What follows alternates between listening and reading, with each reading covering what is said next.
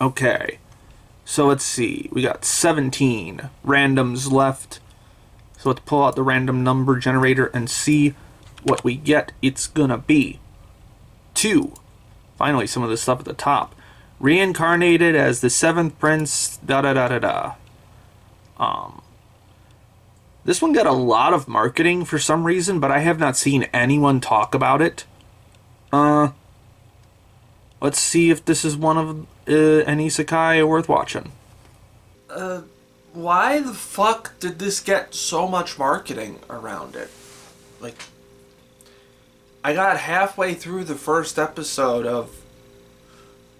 What the fuck is this title? I was reincarnated as the 7th prince. I don't give a shit. It's like 3 lines long. And it's boring. It's so boring. And you know what? I'll give it credit where it's due. It tries not to be boring. Like, it actually tries to have some interesting cinematic elements. It plays with the frame a lot. Now, sometimes that framing is very, very on the nose. Like, there's a flashback to the previous life where this guy is dying, and, like, it's a split screen, and the guy's frame is getting smaller, and the guy who's killing him, the frame of him making that spell is getting bigger. So it's like to frame his the power dynamic. Very, very basic cinematography, but you know what? It tried a lot more than most anime. But this show is so fucking boring. The characters are not interesting at all. Like, the main character is just obsessed with reading for reasons, I guess. He just wants to know more magic, I guess, because he likes magic. None of the side characters have been appealing in any way whatsoever. In fact, the main maid character is super fucking annoying at times. Like, she starts off as like a kudere type, but then like she just transforms into this sort of obsessive caretaker type. I think it was supposed to be kind of subversive, but it didn't work. And then there's like a scene where because he's like a young boy, the maids are bathing, and so he's just surrounded by a bunch of naked women that are hot naked women, but he's like, no, I wanna read. And I guess that's supposed to be funny, but it's not. The show is not funny.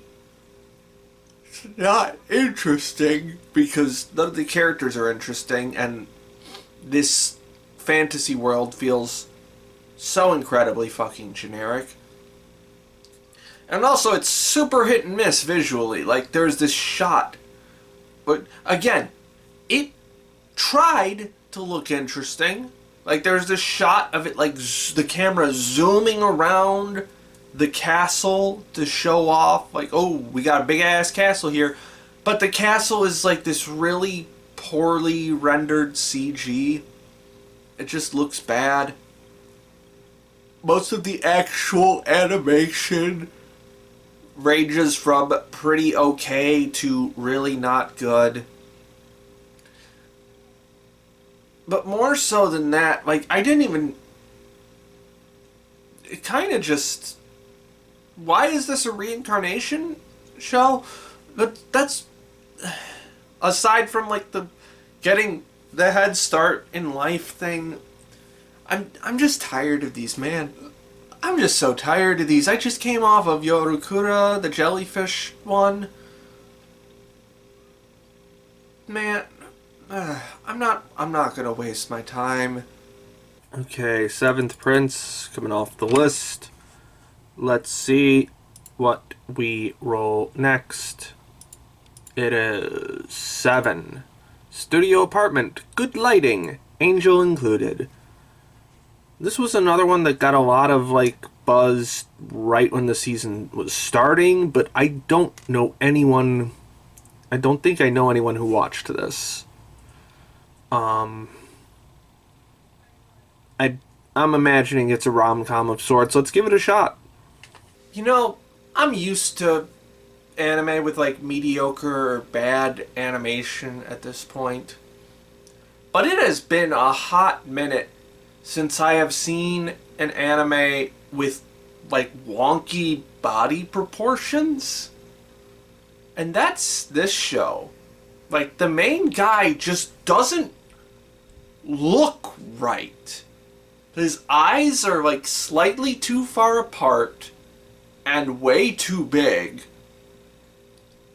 His legs are like too long in comparison to his torso and arms. He looks so weird.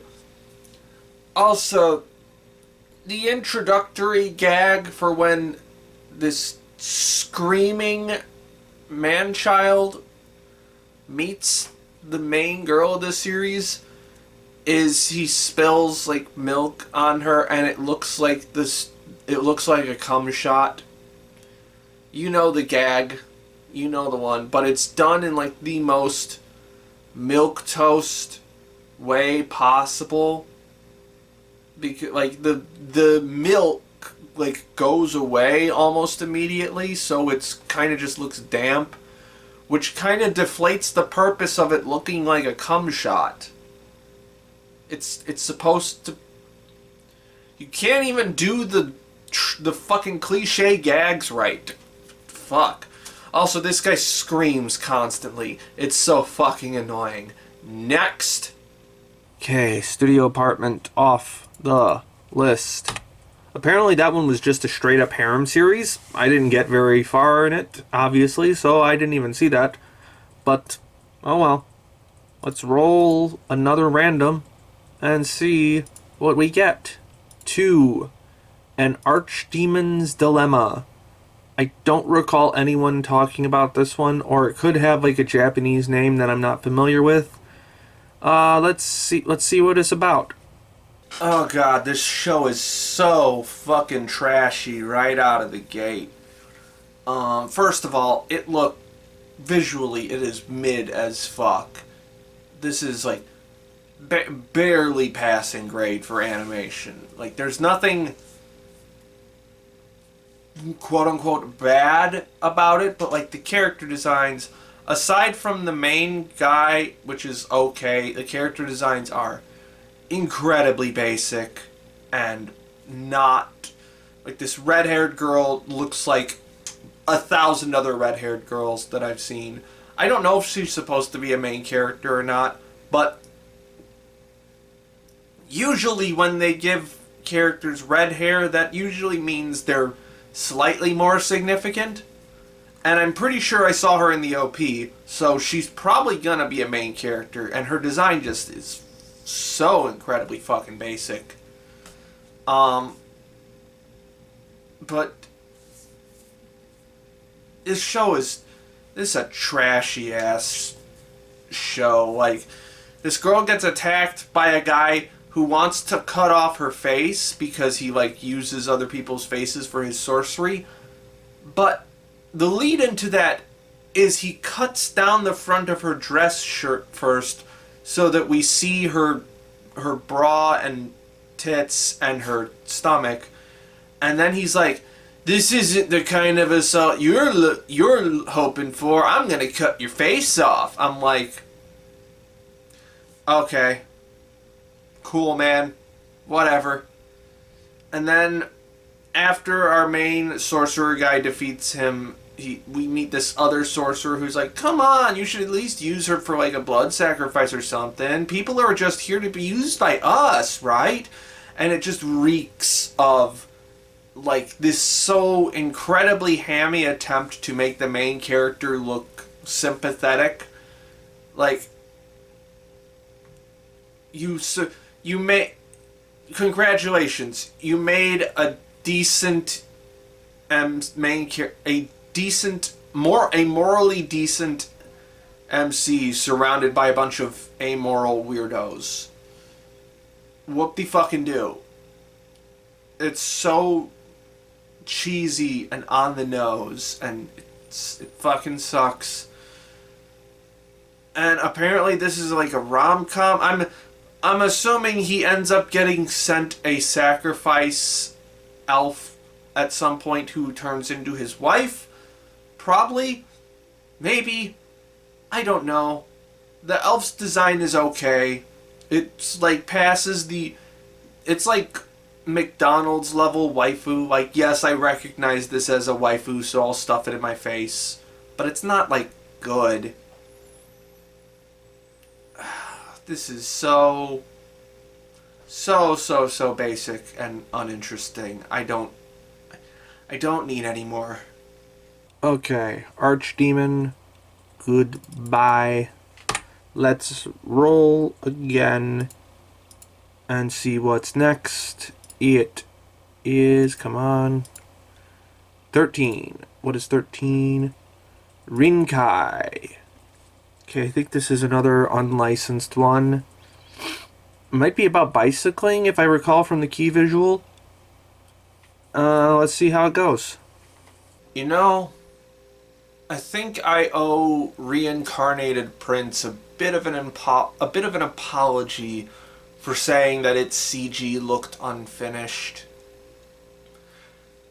This is what unfinished CG looks like. I got 2 minutes into Rinkai, and those 2 minutes were more than enough to show me why this show was not licensed. Not that that actually means anything anymore, considering that Girls Band Cry was unlicensed, and we'll get to that eventually. Probably in the video after this, I believe. But, holy shit, the CG is fucking bad. It is... The frame rate is too smooth. The models are stiff as a fucking board, and they all move in unison in this fucking uncanny way. And on top of that, the cinematography is garbage. It's like, it is incompetent how this show is shot. It just doesn't look right at all. Like like the opening like shot of this is just the camera like zooming out every time a character comes into the scene, but like the overall composite of the shot looks bad. Like it looks poorly constructed. And like this is supposed to be like a high intensity bicycle race in this opening scene. It is not high intensity at all based on how this show is shot. It's just nothing about it makes it feel exciting. The models all look fucking weightless, and like it looks like it's inside of a fucking computer simulation.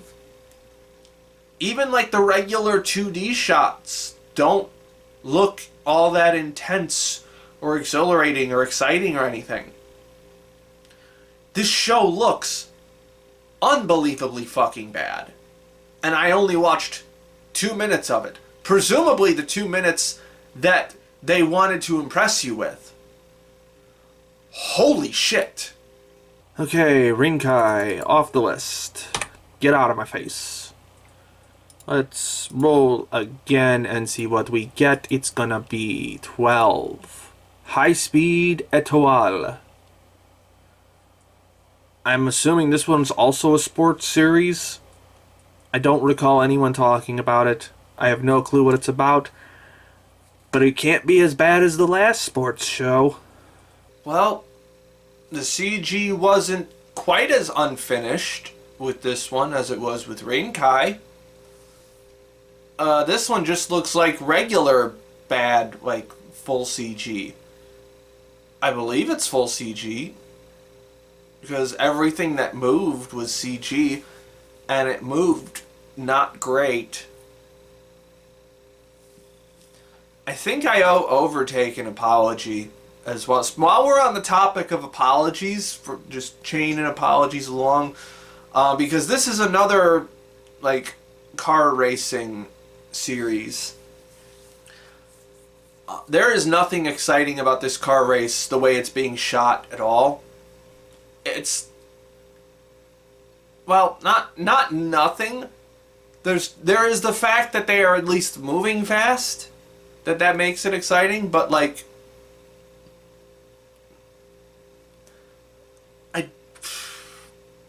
I don't know, man. I don't know how you make this shit boring, but they managed to make it boring. And also, there's this line at one point, they're like, well, half the drivers are AI at this point. And it's just like,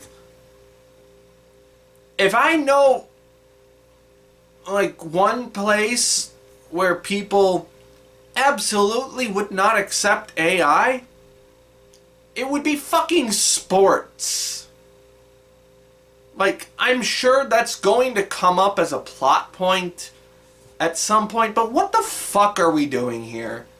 It just seems like the way that it's implemented this show, it feels like, well, we should throw in AI because reasons, because people like to hate on AI right now, and they did the super obvious thing of like where all the AI cars are like villain coded, like they're this like menacing black and red color. It's like super obvious, and trust me, I love to hate on AI, but what are we doing here, man? This is fucking stupid. Anyway, the characters move like crap. I have gotten zero idea of anyone's personality outside of the fact that the what do I say? The tan blonde girl queen likes her fortune red. Stunning characterization. It's mostly just been like exposition dumping about how this race works. Oh, I completely forgot there was like an opening exposition scene where it showed like this cute anime girl being inspired by this technology and stuff, but it had that like blown out, overly detailed color design to it. It looks not great. This show just looks bad. There's nothing good looking about this show. It sucks. Okay, Highspeed Etoile coming off the list. I think we got time for one more random before we jump to our end caps. So let's see what that random is going to be. It's gonna be 6. Grandpa and Grandma turn young again. I heard this one was like a comedy that just kinda had one joke. Let's see how good that one joke is. You know, when they said that this show had one joke, I thought I had a feeling of what that one joke might be. I was very wrong. I don't know how far I made it in this show. It's also not good looking. I've been on a late, a cold streak, I guess, in terms of anime looking good. Like this is a show being held together with duct tape and glue. Real not great animation, barely moving. The character designs kind of suck. This is not a good looking show, which is odd considering that the one joke so far in this first episode has been how much the other characters find the grandma and grandpa to be hot now that they're younger. I was expecting that to be like a one-time joke, but they're really going after that joke.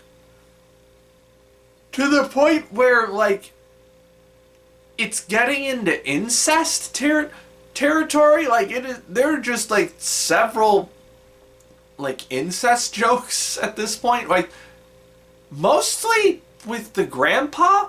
Like, his granddaughter wants to fuck him, and then later his wife, or his daughter wants to fuck him. Presumably that's... or daughter-in-law, maybe? Weird, man. And it's not even, like, clever. It's just like, you're hot. I am attracted to you. That's the joke. Like, I don't know. This is one of the times where I was, I guess, being cliche about it would have been more interesting.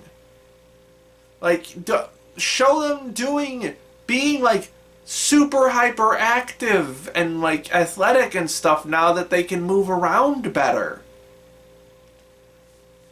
Like that should be the obvious one, right? Whatever. This show is... It's not funny, and it looks like shit.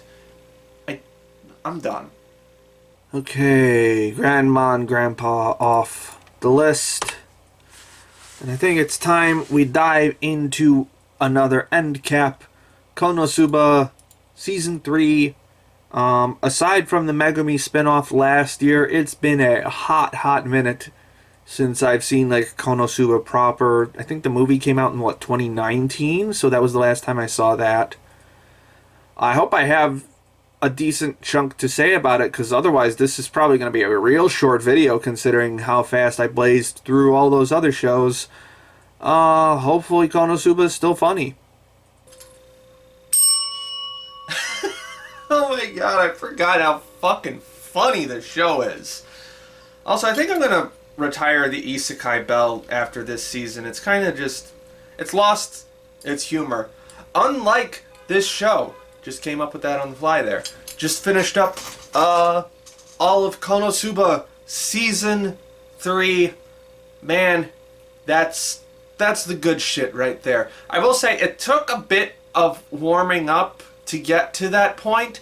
Like, it kind of had like rev up its gears again for me to get back in the mood. And also, full disclosure, if you'll recall from the film,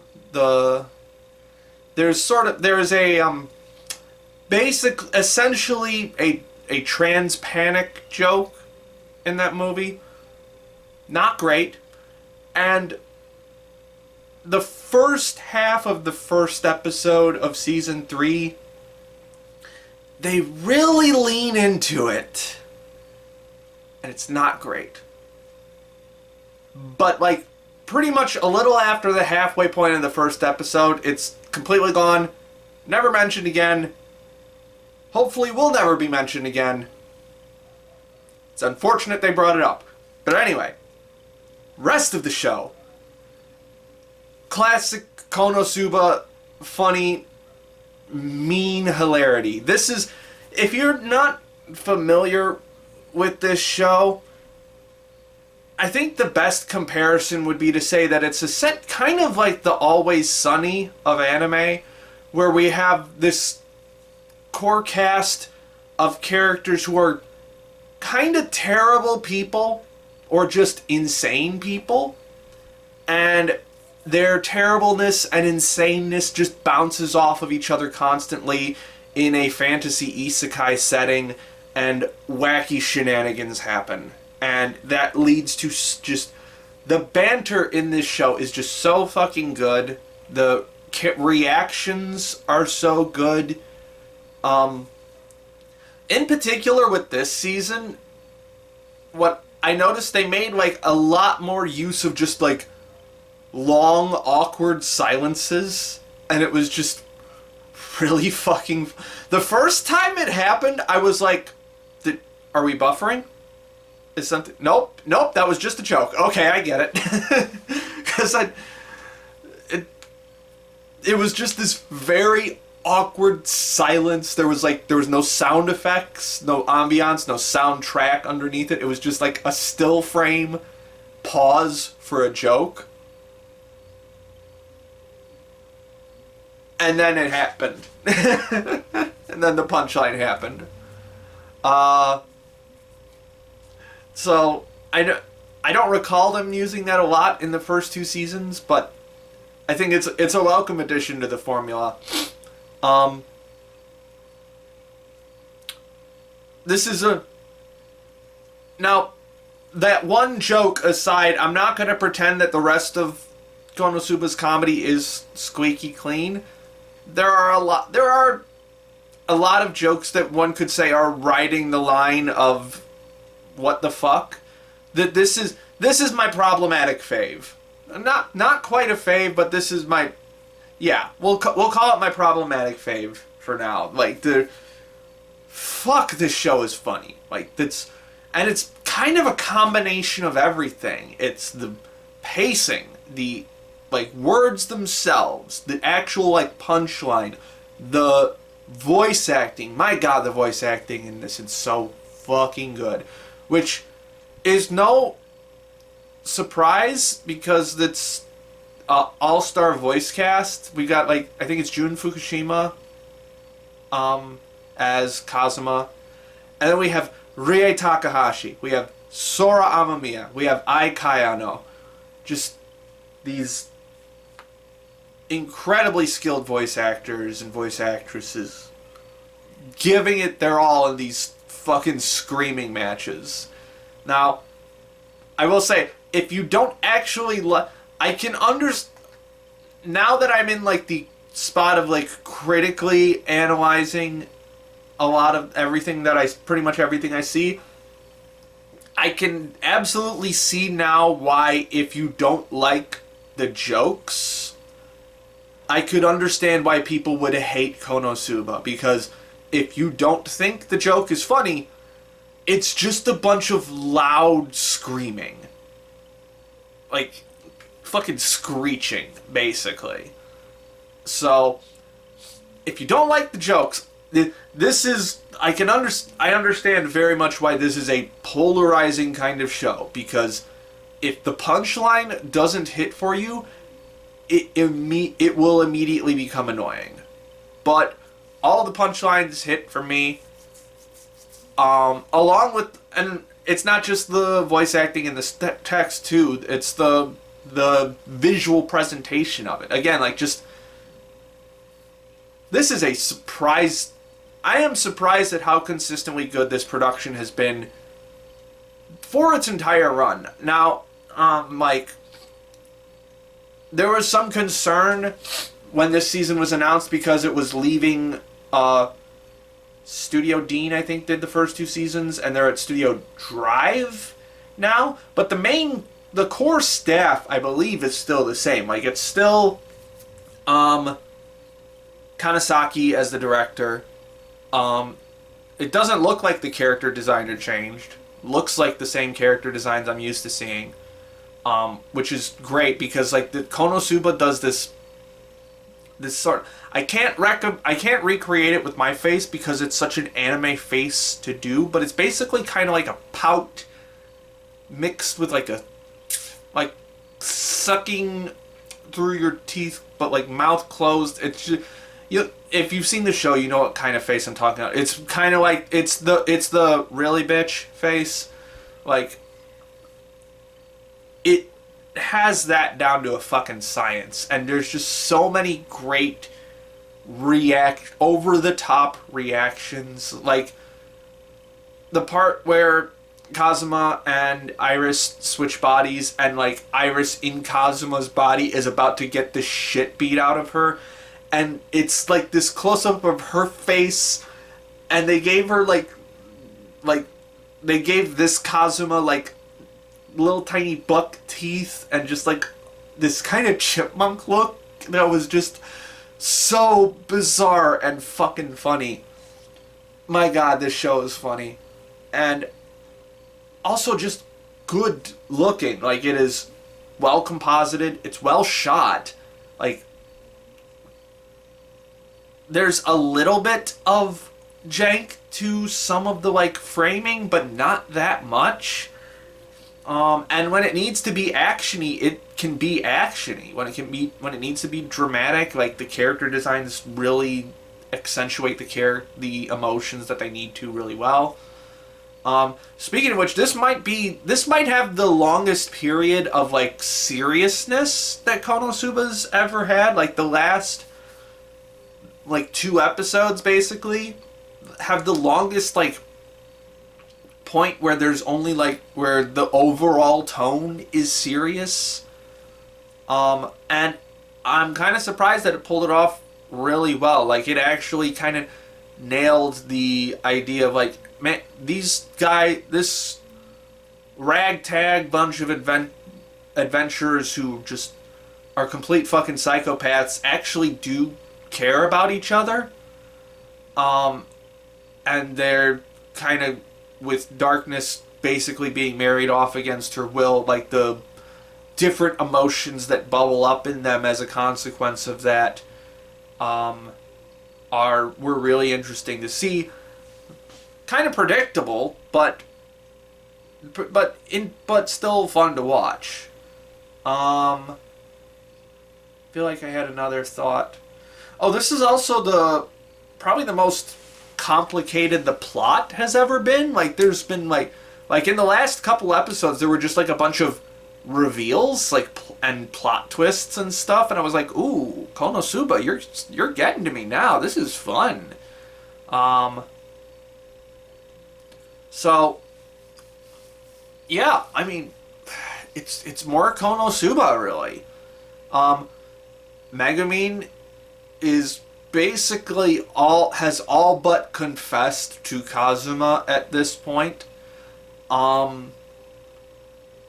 But she's still kind of riding that line of like, it's still riding that line of like, oh, I got a crush on this guy, but holy fuck, he's still Kazuma.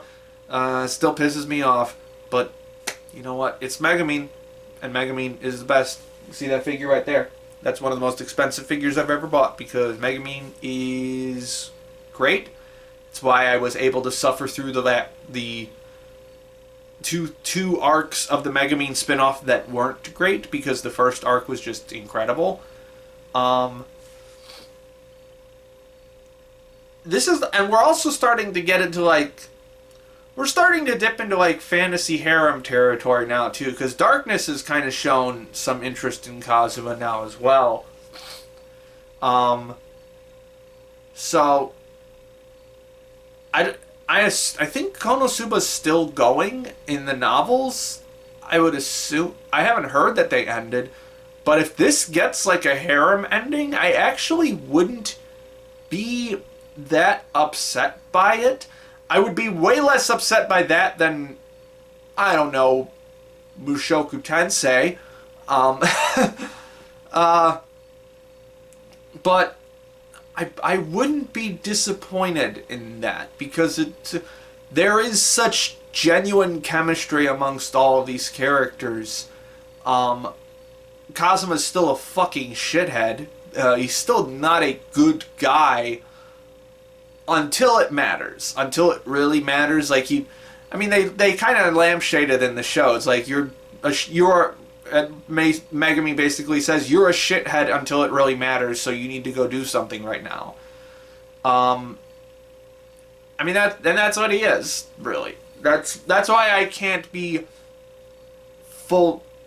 That's why I don't get full big mad at Kazuma like I do with Rudius, because he's got that like anime heart to him, and that definitely comes out in this in the last couple episodes of this season. Yeah, KonoSuba's really damn good. We got introduced to Iris, who I have met before in other mediums that may or may not have a 6-digit number attached to them, if you get my drift. So was finally nice to see her in person. Might color my opinion of those other pieces of media now that I know what this character actually is. Who knows? We'll see. We shall see. But she was fun. I'm kind of glad she's not like part of the main cast though, because she's not wacky enough. She's not insane enough to be part of this quartet of insanity. And we got more Chris content as well. Chris slash Eris. That was a fun little arc. With her doing her noble thief stuff. I keep forgetting how much I like KonoSuba. Like, it's kind of become a meme to hate on the show now, but like, man, this show's fucking good. It's just fucking good. It's funny as fuck. And really, really competently made. I'm... Like, back when... What was it, 2016? I think. It was either 2015 or 2016. I think it was 2016 when the first season aired.